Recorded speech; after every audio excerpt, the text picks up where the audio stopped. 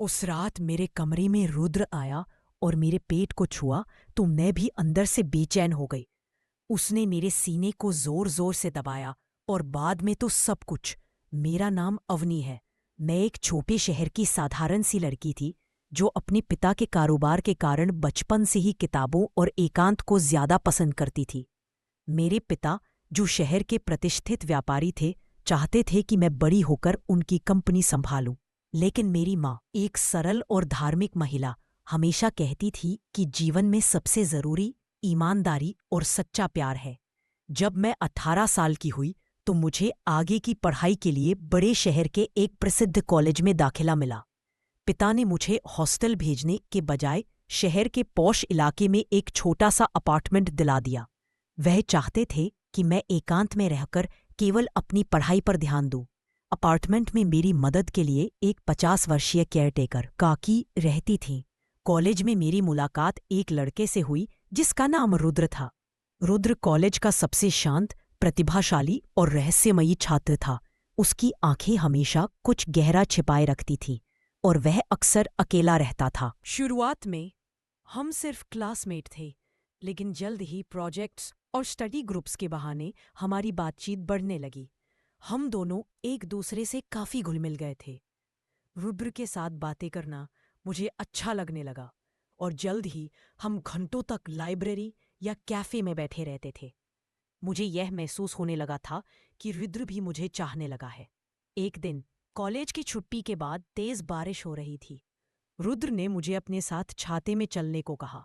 बारिश की ठंडी बूंदें और रुद्र की गर्माहट मेरे दिल को एक अजीब सी बेचैनी दे रही थी। जब हम मेरे अपार्टमेंट के पास पहुंचे तो अचानक बिजली चली गई और घना अंधेरा छा गया। मैं घबरा गई। रुद्र ने मेरा हाथ पकड़ा और कहा, अवनी, डरो मत, मैं हूं ना। उस रात काकी अपने गांव गई हुई थी। मैंने रुद्र से पूछा, रुद्र, तुम इतनी बारिश में कहाँ जाओगे? आज रात यहीं रुक जाओ। रुद्र पहले हिचकिचाया पर फिर मान गया। मैंने उसके लिए सोफे पर बिस्तर लगाया, पर मेरी आंखें सो नहीं पा रही थी। मुझे एक अजीब सी प्यास महसूस हो रही थी। मेरे मन में रुद्र के लिए दबी हुई भावनाएं उमड़ने लगी थी। अचानक मैंने महसूस किया कि मेरे पेट में हल्का सा दर्द हो रहा है। मैं बिस्तर पर कराहने लगी। रुद्र तुरंत उठा और मेरे पास आया। अवनी, क्या हुआ? क्या तबीयत खराब है? मैंने दर्द भरी आवाज में कहा। पेट में हल्का दर्द हो रहा है। रुद्र ने पूछा, मैं कुछ दवाई लाऊं? मैंने मना किया। नहीं रुद्र, तुम बस यहाँ बैठो और जरा मेरे पेट को सहलाओ, शायद इससे कुछ आराम मिले। रुद्र मेरी बात मानकर मेरे पास बैठ गया और उसने हल्के हाथों से मेरे पेट को सहलाना शुरू कर दिया। रुद्र के हाथों का स्पर्श पाते ही मेरे शरीर में एक नया करंट दौड़ गया। मेरे मन में दबी हुई सारी भावनाएं एक सैलाब की तरह उमड़ने लगी। रुद्र भी आंखें बंद करके बस सहलाए जा रहा था, मानो वह भी इस स्पर्श में खो गया हो। तभी मैंने रुद्र का हाथ पकड़ा और उसे अपने सीने पर रख दिया। मेरे सीने की गर्माहट महसूस करते ही रुद्र ने तुरंत आंखें खोली। मैंने आह भरी और दबी आवाज में कहा, आह रुद्र। रुद्र ने तुरंत मेरे सीने को हल्के हाथों से सहलाना शुरू कर दिया। मेरी उत्तेजना अब चरम पर थी। मैंने कहा, आह रुद्र, जरा जोर जोर से सहलाओ। मैं अब पूरी तरह बहक चुकी हूं। मैंने एक झटके में रुद्र को अपनी ओर खींचा और ऊपर से कंबल ओढ़ लिया। उस रात बिजली की गड़गड़ाहट के बीच हमने वह दहलीज पार की जिसकी हमने कभी कल्पना भी नहीं की थी। हमारा प्रेम संबंध जारी रहा। कॉलेज की पढ़ाई खत्म होने पर मेरे पिता ने मुझे कंपनी के काम के सिलसिले में एक दूसरे शहर भेज दिया। रुद्र और मैं घंटों फोन पर बात करते एक दूसरे के बिना बेचैन रहते थे। 1 साल बाद मुझे अपने शहर वापस लौटना था, पर मेरे पेट में रुद्र का 4 महीने का बच्चा पल रहा था। मैं डर के मारी किसी को कुछ नहीं बता पाई। जब मैं घर लौटी तो माँ ने मेरी बदलती तबीयत को भांप लिया। डॉक्टर को दिखाने पर सच्चाई सामने आई। मेरी माँ के पैरों तले जमीन खिसक गई। गुस्से और दुख में मेरी माँ ने पूछा, बता किसका पाप है ये? मैं चुप रही और बस आंसू बहाती रही। पिता ने जब यह सुना तो उनका अहंकार और गुस्सा 7वें आसमान पर था। उन्होंने रुद्र के बारे में पूछा, पर मैंने किसी का नाम नहीं लिया। मेरे पिता ने मुझे अपनी गोद में बैठाकर प्यार से समझाया, बेटी, नाम बता दे, मैं सब ठीक कर दूंगा। मैं तुझे उस लड़के से शादी करवा दूंगा, बस बता दे। मैंने साहस करके धीरे से कहा, पिताजी, वह लड़का, वह रुद्र है। मेरे पिता का चेहरा पीला पड़ गया। उनके हाथ कांपने लगे। पिता तुरंत उठे, कमरे से बाहर गए और कुछ देर बाद वापस आए। उनके हाथ में एक पुराना अखबार था। उन्होंने अखबार मेरे सामने फेंका।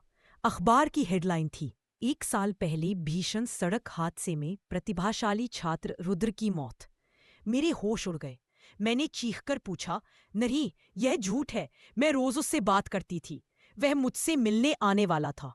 पिता ने उदास होकर कहा, अवनी, यह सच है। रुद्र की मौत 1 साल पहले हो चुकी है। मुझे कुछ समझ नहीं आया। मैं किसके साथ प्यार कर रही थी, किसके साथ मैंने रातें बिताईं, मेरे पेट में किसका बच्चा पल रहा था। पिता ने बताया, रुद्र तुम्हारे साथ क्लास में जरूर था, पर वो हादसे के कारण 1 साल पहले ही मर चुका था। तुमसे मिलने तुम्हारा चचेरा भाई अमर आता था। अमर ही रुद्र बनकर तुम्हें कॉल करता था, तुमसे मिलता था और तुम्हारे साथ वह सब करता था। मेरे दिमाग में सन्नाटा छा गया। अमर, वही जिसे मैंने कभी भाव नहीं दिया था।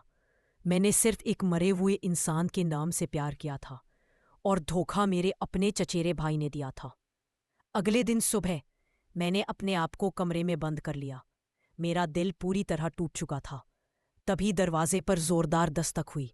दरवाजा खुला। सामने अमर खड़ा था। उसके हाथ में एक चाकू था। वह हंसते हुए बोला, अवनी, मैंने तुम्हें पाने के लिए सब कुछ किया। रुद्र की मौत की खबर छुपाए रखी। उसकी जगह मैं तुम्हें प्यार करता रहा। और अब ये बच्चा। अमर मेरी तरफ तेजी से बढ़ा। तभी पुलिस की सायरन की आवाज आई और दरवाजा टूटा। पुलिस अमर को ले गई। मैंने अपने पिता से माफी मांगी, अपना इलाज करवाया और बाद में मैंने अपने पिता का कारोबार संभाला है और अपनी माँ की सीख को हमेशा याद रखती हूँ। प्यार की चाहत में मैंने अंधेरे और धोखे की दहलीज पार की, पर सच्चाई की रोशनी ने मुझे बचा लिया। आपको यह रहस्य, रोमांस और सस्पेंस से भरी कहानी कैसी लगी?